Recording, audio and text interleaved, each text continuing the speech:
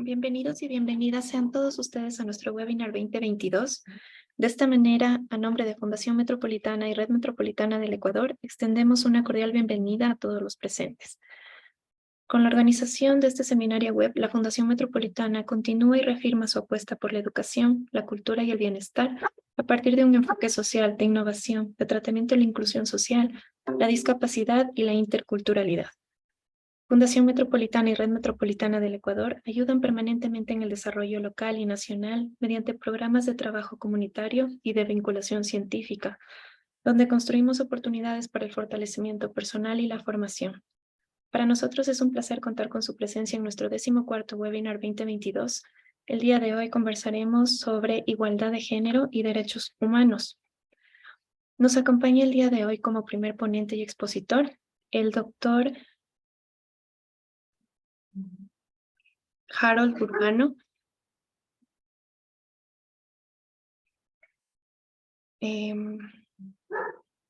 abogado por la Pontificia Universidad Católica del Ecuador, máster en Derechos Humanos y Democratización para América Latina y el Caribe por la Universidad Nacional de San Martín, Argentina, diplomado en Sistemas Internacionales de Protección de Derechos Humanos por la Universidad de Zaragoza, España.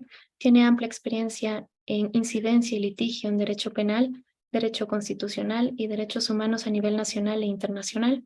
Docente universitario, se ha desempeñado como coordinador general de protección de derechos de la Defensoría del Pueblo del Ecuador y actualmente es abogado senior del estudio jurídico Lexiscom y Piedra.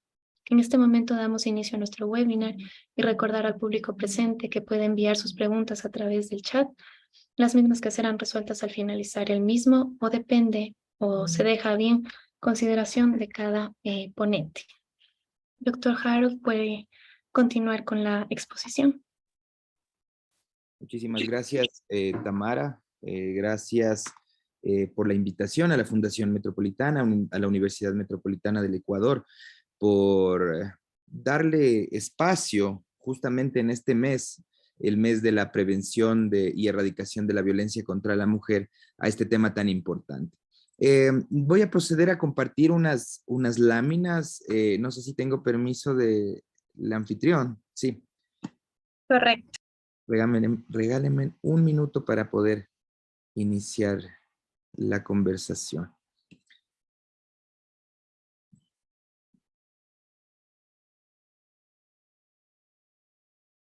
Listo.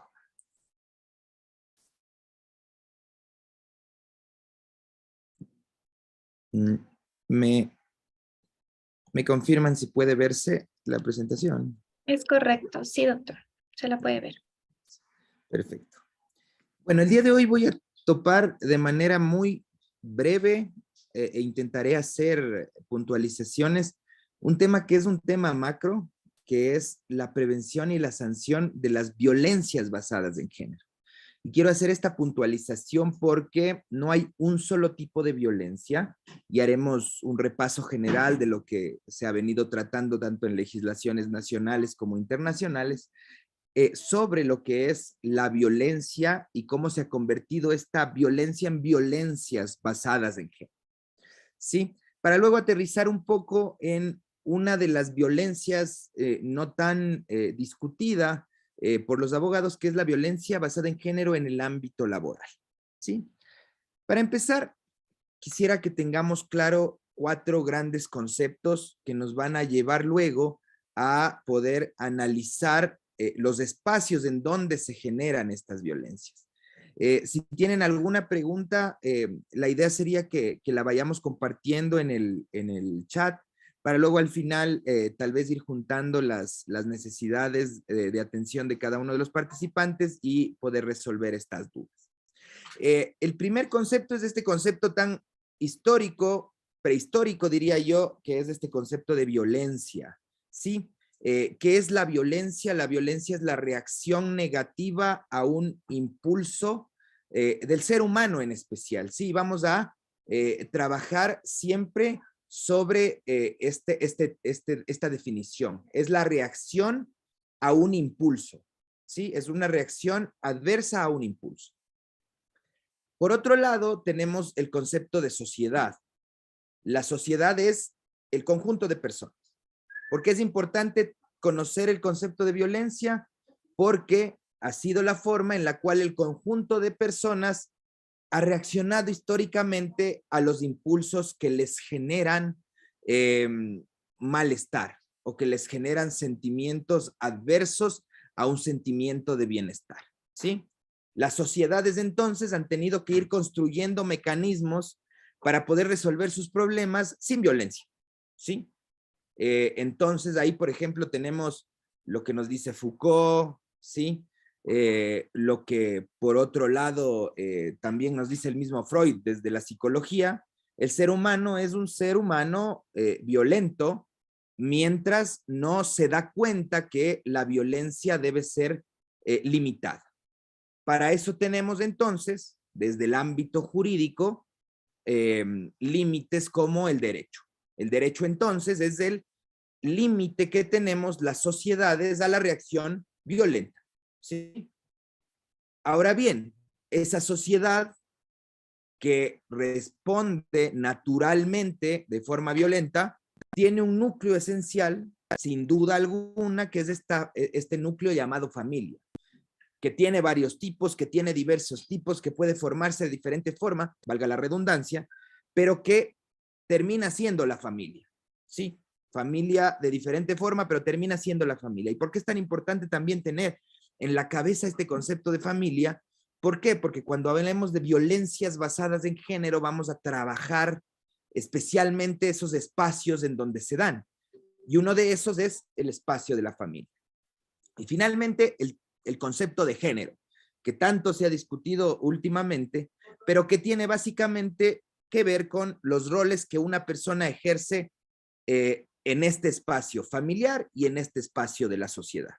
Roles que pueden ser ejercidos por violencia o con violencia o de otras formas no violentas, ¿sí? Entonces, en esa lógica, estos 4 conceptos son importantísimos para aterrizar a lo que vamos a hablar sobre prevención y sanción de las violencias basadas en género. Ahora bien, la palabra rol, que tanto la he utilizado en este inicio de la conversación, aterriza también al género, a este último concepto que les di, ¿sí? Y a un concepto extra que no lo veo importante, aunque suele haber confusiones, que es el concepto de sexo. Sexo biológico, ¿sí? Hay sexo masculino y femenino, no hay discusión, ¿sí? Pero el género es como ese sexo que tú lo tienes naturalmente, se representa socialmente.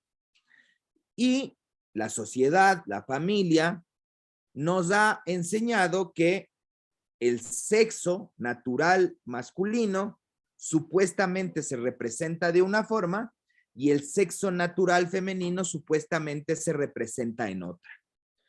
Aquí les muestro un par de fotos en donde, por ejemplo, vemos a un hombre ejerciendo un trabajo de fuerza física, porque supuestamente, naturalmente, somos fuertes los hombres, y la mujer ejerciendo trabajo o labores de cuidado. La mujer ejerciendo actividades privadas dentro de la familia, cocinar, por ejemplo, y los hombres ejerciendo actividades sociales como compartir entre amigos fuera del hogar. Esto se lo normalizó hasta cierto momento en la sociedad y algo reciente es discutir si esto está bien o está mal, o si es que en el marco de esa limitación a la violencia, algo de esto debería cambiar. Y en esa lógica, de manera histórica, los hombres hemos ejercido siempre papeles en el espacio público y las mujeres se han convertido siempre como en protectoras y en las que han tomado las riendas del espacio privado.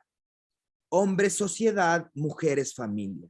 Y muchos de ustedes van a decir, eso no es así, en mi vida no pasa.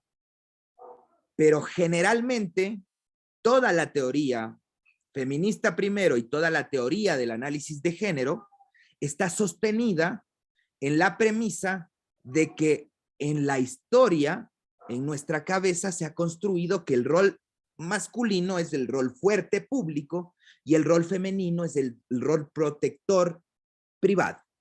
Hombre, entonces, tiene como sinónimo o ha tenido como sinónimo la palabra de proveedor, es decir, el que trae de afuera las cosas, y la mujer ha tenido como sinónimo históricamente el concepto de cuidadora o de cuidado. Entonces tenemos provisión y cuidado. ¿Qué pasa cuando eso se rompe? En la actualidad hablo de mediados del siglo anterior e inicios de este siglo, esto ha cambiado o ha ido cambiando. ¿Por qué? Porque los hombres hemos tenido que ir más al ámbito privado y las mujeres han tenido que salir más al ámbito público.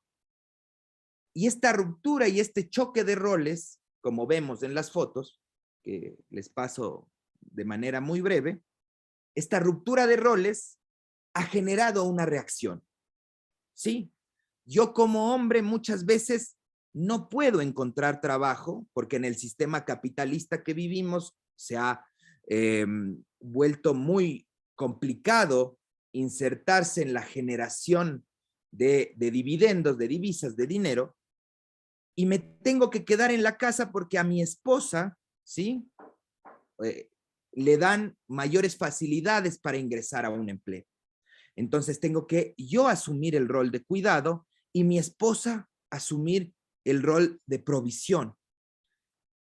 Y mi amigo que sí trabaja, mi amigo de la infancia que sí trabaja, me viene a visitar todos los días y me dice, ¿por qué te quedas en la casa si el hombre tiene que trabajar? Y me empieza a meter cosas en la cabeza que me hacen sentirme mal. ¿Por qué? Porque la sociedad me presiona tanto a que cumpla el rol, entre comillas, natural o socialmente asignado, y tengo que reaccionar. ¿Y con quién reacciono? Con la que está al lado mío, con el que está al lado mío, porque lo mismo pasa con las mujeres, porque las mujeres salen a trabajar y muchas son tildadas de abandonadoras de hijos, de un montón de epítetos y calificativos, ¿no es cierto? Entonces, la reacción que general y naturalmente es violenta, se da en contra del otro. Así se genera el conflicto, ¿sí? El conflicto que tiene como base estos roles de género. Por eso es que estamos hablando de la violencia basada en género. Toda violencia, toda reacción violenta, ¿sí? Toda reacción que tenga un efecto dañino a un derecho de la otra persona, violenta, que tenga base en los roles históricamente asignados a hombres y mujeres, son o van a ser violencias basadas en género, ¿sí? Y creo que era importantísimo hacer esta aclaración inicial, porque si vamos a hablar de la prevención de las violencias basadas en género y de su sanción, creo que es importante hablar de su génesis, porque aquí es donde tenemos nosotros que atacar, ¿sí?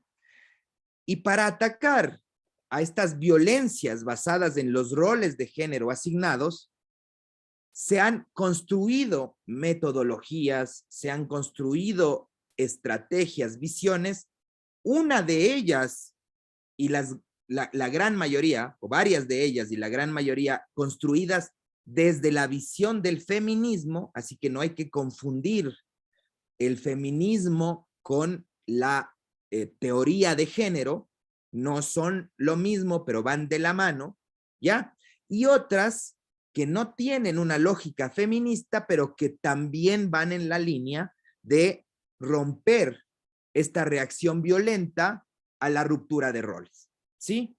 Entonces, los que hablamos de violencias basadas en género y su prevención y sanción, no siempre somos feministas, ¿ya? Aunque todos o todas las personas que comparten con el feminismo o los feminismos tienen como eje central eliminar las violencias basadas en género. No sé si me hago entender, ¿ya? Porque también muchas veces cuando hablamos de género, estamos confundiendo con la teoría feminista a la teoría de género. y se genera una aversión a toda esta construcción, que es una construcción científica desde el derecho, que tiene bases sólidas confirmadas desde la teoría científica. Ahora bien, estas violencias basadas en género, desde la teoría de género, se dan en varios espacios, pero podemos sintetizarlas en tres: en violencia social o en violencias sociales, en violencias intrafamiliares y en violencias políticas, ¿sí? El espacio social, entonces, es el espacio público, la calle, ¿sí? Mi trabajo. El espacio intrafamiliar es el espacio que está de la puerta para adentro, y el espacio político es el espacio de ejercicio de poder. En esos tres espacios generalmente se dan estas violencias basadas en género.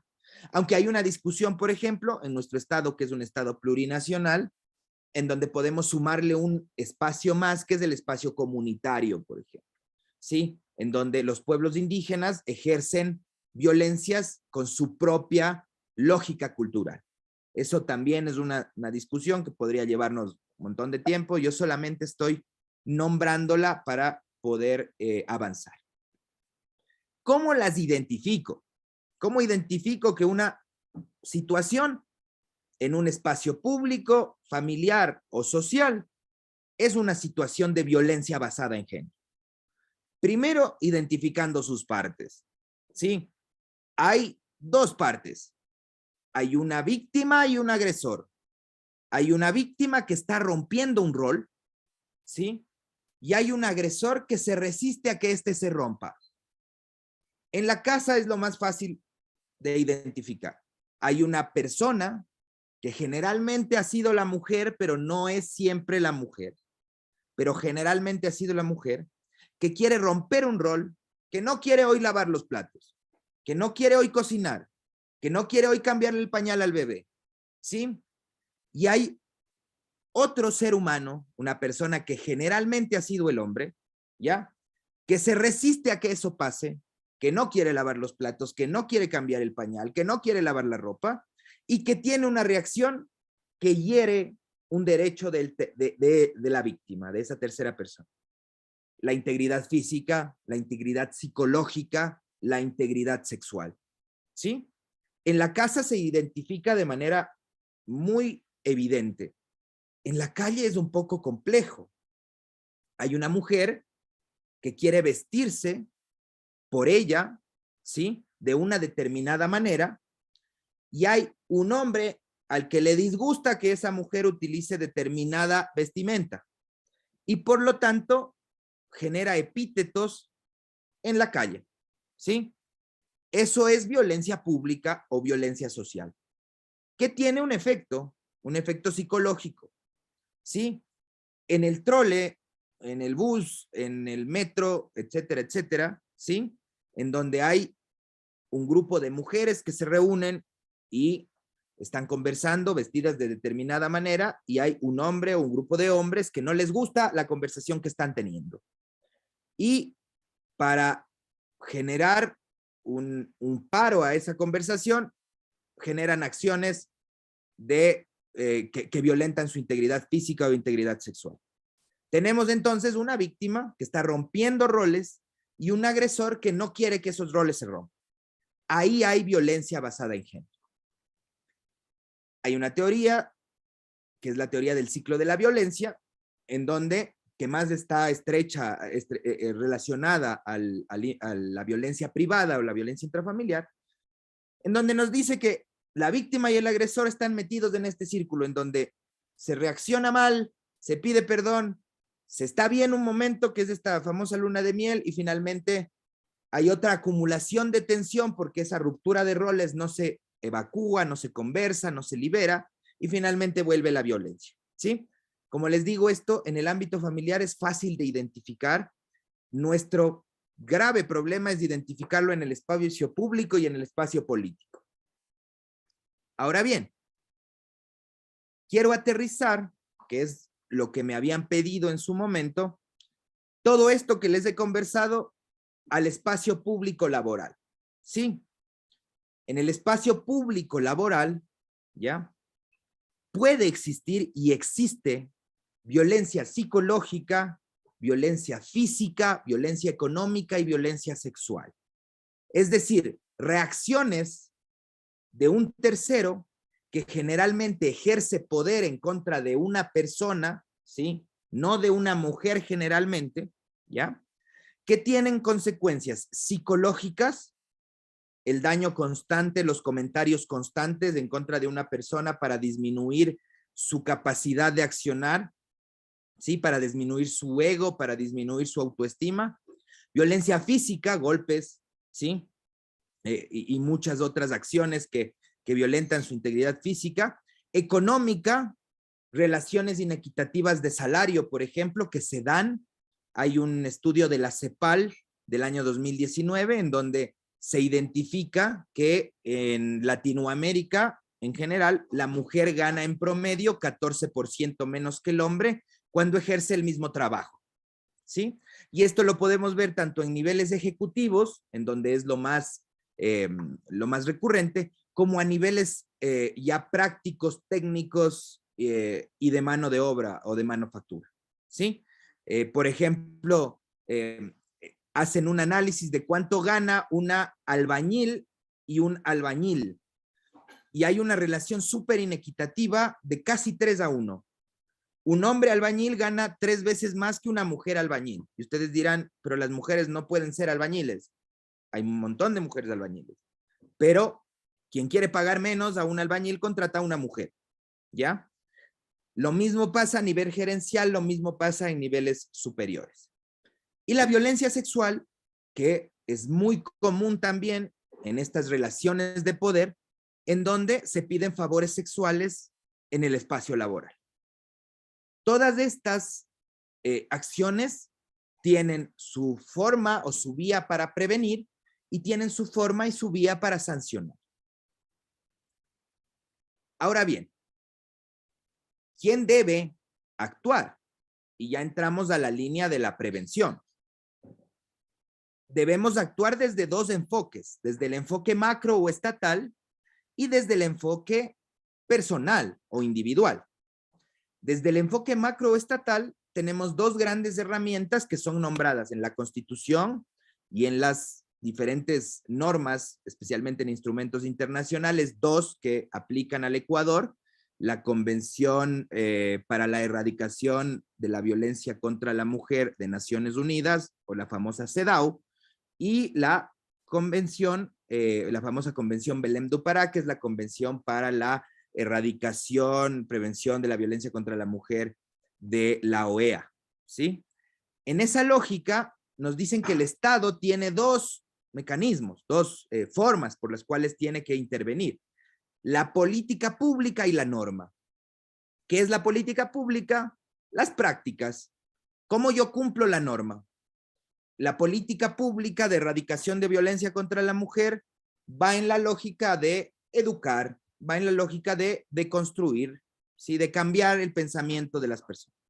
Y la norma es lo que produce el legislativo, especialmente la ley. Y hay una obligación clara, tanto en la Constitución como en estos 2 instrumentos internacionales, especialmente en el artículo 7 de la Convención Belém do Pará, que nos dice que todo país que se haya adherido a la Convención Belém do Pará debe tener una norma estrictamente relacionada a la prevención y erradicación de la violencia contra la mujer. Y por eso es que en el Ecuador tenemos la Ley Orgánica de Erradicación y Prevención de Violencia contra la Mujer, que fue expedida en el año 2018, y su reglamento. Ahora bien, también está el tema individual y personal. Nosotros como personas estamos inmersas en esta sociedad, y para aplicar tanto la política pública como la norma, tenemos que educarnos. Y este espacio, por ejemplo, es un espacio de educación en donde intentamos interactuar para poder deconstruir lo que históricamente nos han metido en la cabeza en relación a los roles que ejerce un hombre y una mujer, o una persona de sexo masculino y una persona de sexo femenino, en su diario vivir. Y ahora, viendo más allá, todo esto también está relacionado con la teoría de las diversidades sexuales. Aún más complejo se vuelve. Son violencias basadas en género, por ejemplo, en el ámbito laboral, las burlas, las mofas, ¿sí? Y las acciones ya físicas que se ejercen en contra de personas que tienen un sexo naturalmente asignado, pero una identidad de género y una orientación sexual diferente. Entonces, individualmente necesitamos deconstruirnos, necesitamos dejar de pensar como hemos pensado históricamente y empezar a cambiar, ¿sí? Y ese cambio ha llevado a que esta generación actual, la que está entre los 20 y 30 años, por ejemplo, se esté dando cuenta de cosas que los que estamos pasados los 30 y los 40 no nos dimos cuenta en su momento. Y ahí, hasta de forma de burla por un lado, pero también identificando lo que está pasando, se le ha llamado a la generación actual la famosa generación de cristal, ¿sí?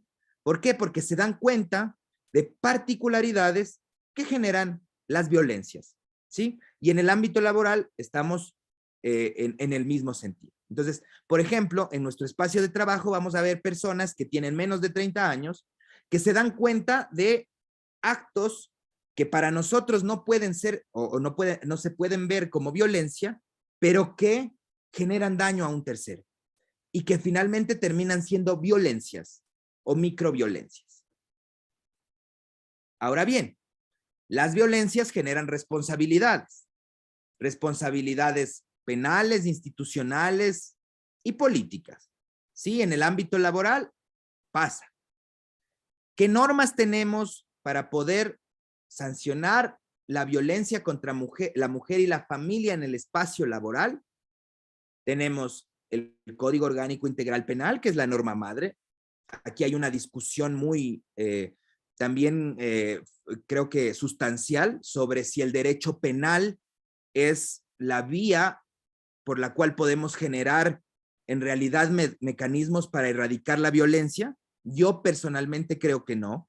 Los tipos penales que están en el COIP, tanto delitos como contravenciones de violencia en contra de la mujer y la familia, tienen muchas falencias de construcción normativa desde la óptica penal. Son tipos penales abiertos, son tipos penales en blanco algunos, ¿sí? Pero que de alguna forma el Estado los ha utilizado para poder cumplir con estas obligaciones internacionales de las cuales yo les conversaba. Tenemos, por otro lado, la Ley Orgánica de Prevención y Erradicación de la Violencia contra la Mujer, que lo que hace es generar como este marco institucional para que la política pública pueda estar ligada a estos compromisos internacionales. Y ya aterrizando más al tema laboral, tenemos los reglamentos internos de todas las instituciones, tanto públicas como privadas, o organizaciones públicas o privadas, que deben ser aprobados en el Ministerio de Trabajo, y las normas laborales, tanto del Código de Trabajo como del Acuerdo Ministerial 244, que es al que quiero aterrizar finalmente, y sobre el cual voy a dar alguna línea de argumentación. Como paréntesis, quisiera apuntar que para todas estas formas de sanción y prevención, tenemos a las famosas MAPs o medidas administrativas de protección como herramientas de acompañamiento. Es decir, la Ley Orgánica de Prevención y Erradicación de la Violencia contra la Mujer establece que siempre que identifiquemos una situación de violencia, ya sea en el ámbito laboral, familiar, social, etcétera, las medidas administrativas de protección deben acompañar la actuación de la institución, tanto pública o privada, o del individuo que está denunciando, ¿sí? Que son las famosas anteriormente llamadas boletas de auxilio, etcétera, etcétera, que ya las aterrizaron técnicamente en la Ley Orgánica de Prevención y que están al alcance de todo el mundo a través de las tenencias políticas, las juntas cantonales de protección de derechos humanos, y que debe ser verificada o debe ser acompañada por la Defensoría del Pueblo. Ahora bien, ya en el ámbito laboral tenemos como herramienta para poder prevenir y sancionar las violencias basadas en género el Acuerdo Ministerial 244 del 2020, que es el Protocolo de Prevención y Atención de casos de discriminación, acoso laboral y o toda forma de violencia contra la mujer en espacios de trabajo. Este acuerdo ministerial, que es una norma muy corta, es la única norma que nos da la vía adecuada para poder denunciar estos tipos de violencia. Pero también tenemos aquí un primer apartado que nos remite a otro protocolo de prevención. ¿Cuál es el espíritu de esta norma? Básicamente correlacionar la actuación del Ministerio de Trabajo, las instituciones públicas y las instituciones privadas. En la lógica de prevención para generar una cultura preventiva, así lo llama el Protocolo de Prevención y Atención de Casos de Discriminación, Acoso Laboral y o todas formas de violencia contra la mujer en espacios de trabajo, que tiene dos líneas. La una es la aplicación de algo que se llama el Programa de Riesgos Psicosociales. Toda institución pública o privada debe aplicar un programa de riesgos psicosociales, tanto con el Instituto Ecuatoriano de Seguridad Social como a través de la vía privada, es decir, debes tener psicólogos, orientadores para poder evitar que tengas una cultura de violencia, ¿sí? Y por otro lado, el generar ambientes libres de violencia. ¿Cómo? No con la intervención exclusivamente psicosocial, sino especialmente con la educación, ¿sí? Todos tenemos la obligación de capacitar y de capacitarnos en relación a la prevención de la violencia. ¿Para qué? Para generar una cultura preventiva, ¿sí? Y muchos que discuten estos temas, no desde los feminismos, no desde el género, sino desde otras perspectivas, nos han dicho que estamos en una cultura del miedo, ¿sí? ¿Por qué? Porque muchas veces aquellos que hemos estado en una posición de poder o que hemos estado en una posición de beneficio, cuando empezamos a educar a las personas y a generar una situación igualitaria, nos pesa, ¿sí? Nos dificulta el ejercicio continuo de nuestra labor. Entonces, yo no creo que estamos en una cultura del miedo, sino que estamos en un momento de cambio y de transición hacia entendernos como iguales. Y finalmente tenemos el tema de la sanción, que este protocolo nos da, el Acuerdo Ministerial 244 del 2020, que claramente nos dice que cualquier persona que se sienta víctima de acoso laboral o violencias basadas en género en el espacio de trabajo puede acudir al Ministerio de Trabajo, por eso pongo denuncia a petición de parte, ante el órgano competente, que puede ser el inspector de trabajo en la situación privada y la dirección provincial respectiva de servicio público del Ministerio de Trabajo para que inicie el proceso sancionador. Siempre a petición de parte, no puede ser de oficio, y la investigación se da en contra del empleador por el incumplimiento de la fase de prevención. Es decir, el análisis es si es que dentro de tu espacio laboral existen políticas de prevención y si el resultado de no tener políticas de prevención ha sido una situación de violencia en contra de una mujer o un hombre basada en género, es decir, basada en esta ruptura de roles. Hay una audiencia única de investigación. Yo aquí tengo una pequeña contradicción con lo que dice el acuerdo, porque la audiencia tiene como base la conciliación y tenemos un largo desarrollo jurisprudencial y teórico en donde se establece que no debe haber conciliación en temas de violencia, ¿sí? Y yo lo creo, ¿por qué? Porque lo que estás haciendo es tensionar a un agresor y a una víctima que están en situación desigual de poder, y tú para conciliar, para negociar algo, tienes que estar en igualdad de condición. Esa es mi crítica, digamos, a este procedimiento sancionador. Y finalmente, al identificar que si existe o no violencias basadas en género, tienes una sanción. ¿Cuál es la sanción? La que establece el artículo 7 del mandato constituyente 8. Sí, ahí hay una gama de sanciones que pueden ser aplicadas, que van desde sanciones económicas hasta sanciones que pueden ser el cierre o la destitución de funcionarios tanto públicos como privados, cierres de empresas, etcétera. Sí, para no alargarme más, el Ministerio de Trabajo tiene una reglamentación en relación al mandato 8 y a su artículo 7 específicamente, y la forma en la cual debe aplicarse estas sanciones. Pero el espíritu, más allá de hablar de las sanciones, es explicarles que existe una vía de denuncia Y finalmente, establecer que tiene que ser motivada o inspirada a petición de parte, ¿sí? Esto en el punto de vista administrativo de la relación laboral. Posteriormente, también hay la posibilidad de que esta situación pase o trascienda a la vía penal, ¿sí? Personalmente no creo que la vía penal sea la vía adecuada para resolver estas situaciones, pero hay violencias que llegan a la intensidad necesaria que deben darse denuncias penales, especialmente la violencia sexual, creería yo. O sea, la violencia sexual, el acoso sexual, la violación, yo creo que llegan al nivel de intensidad en donde el principio de mínima intervención penal se rompe.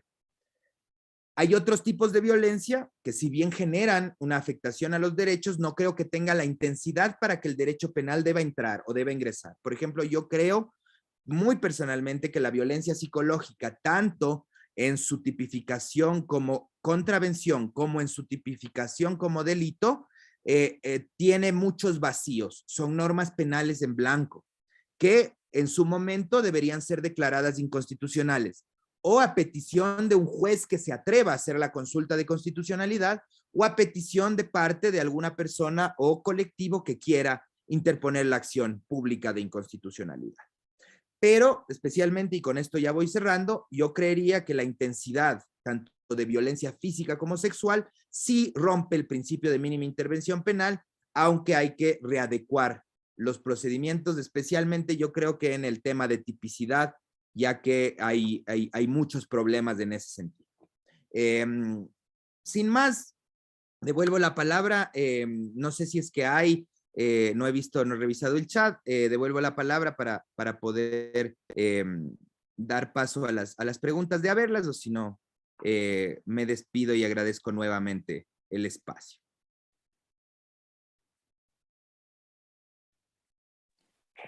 Muchas gracias, doctor, su intervención. No sé si alguien en el panel, por el chat no tenemos preguntas, si de pronto alguien en el panel tiene preguntas, levantar la mano en este momento para que la realicen.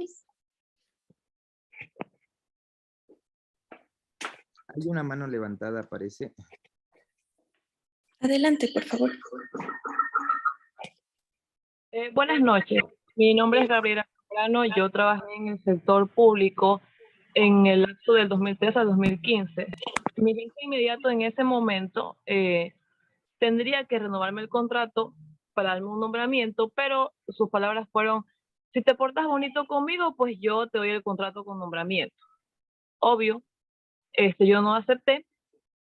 Él me dio de baja el contrato. Además de eso, yo puse una queja por lo que me había dicho, y la que salió mal fui yo. O sea, él hizo un informe como que había faltado de respeto, como que me había portado grosera. Habían otras mujeres que también trabajaban conmigo que ellas sí habían cedido a esta situación, pero tampoco no quieren servir de testigos ni nada. Entonces, como usted dijo ahora, no estamos en este momento los de 30 años, y estamos en una época en la que estamos cambiando las cosas, pero desgraciadamente los jefes son mayores de 40, mayores de 50, entonces uno cómo batalla con eso. Además de que hay mucho el que mi padrino, el hijo de tal, el sobrino de tal, el primo de no sé quién, entonces son puras personas que trabajan así, y es difícil uno poder poner una denuncia así y poder demostrar lo que está pasando, y esto sigue pasando. Incluso hay hombres que también son acosados de esta manera por parte de otros jefes, y me tocó ver casos, pero uno no puede una denuncia porque son conocidos, son personas que tienen un prestigio, personas que son familiares de alguna persona, y siempre el caso queda como en nada y al final uno sale mal. Entonces, sí está muy bueno la charla ahora, pero creo que también debería darse como un apoyo y un respaldo a las personas que quieren servir como testigos de este tipo de situaciones. Gracias, Gabriela. Yo tomo tu pregunta como un comentario en realidad, y me adhiero a tu comentario. Yo creo que hay un gran vacío en la normativa, especialmente administrativa, en relación a la protección de testigos, y esa es la gran falencia que se tiene en los procedimientos. Yo tengo varias causas abiertas en patrocinio por los temas de violencia y acoso laboral, violencias contra la mujer basadas en género, y el gran problema es encontrar testigos para justificar las afirmaciones. Y es verdad, yo creo que debe haber reformas para poder garantizar por lo menos el trabajo y la estabilidad de las personas que no voy a decir se prestan, sino que acompañan una denuncia de violencia basada en género, tanto en la vía administrativa como en la penal, aunque en la penal tenemos constitucionalmente establecido el sistema de protección a víctimas y testigos, en donde yo también por la experiencia que tengo he podido ingresar a testigos de personas que han sido violentadas en su integridad tanto física o sexual. Esto falta en el ámbito administrativo y estoy muy claro en eso. Otra cosa también que quisiera compartir en relación al comentario de Gabriela es que la Defensoría Pública, no la Defensoría del Pueblo, la Defensoría Pública, que son los abogados gratuitos que te da el Estado, tienen una sección de temas laborales y ellos están obligados en relación a su defensa de víctimas a acompañar también de manera gratuita cualquier tipo de denuncia. Entonces, quienes no tengan, digamos, los recursos económicos o la posibilidad de que un abogado particular acompañe su denuncia, aunque no es necesaria, pero muchas veces te solicita el ministerio que tengas acompañamiento legal técnico, pueden acudir a la Defensoría Pública para poder ser acompañados en este sentido. Muchas gracias, doctor. De pronto alguien más en el panel tiene más preguntas. También, pues pedimos disculpas, teníamos una segunda ponencia, sin embargo, la doctora Aura Díaz está con problemas de conexión, así que nuestra ponencia quedará para un próximo webinar. De no tener más preguntas, agradezco, doctor, su excelente participación, muy clara, muy precisa. Esperamos contar con su presencia en próximos webinars también. Y queda pendiente, como había mencionado, la ponencia de la doctora.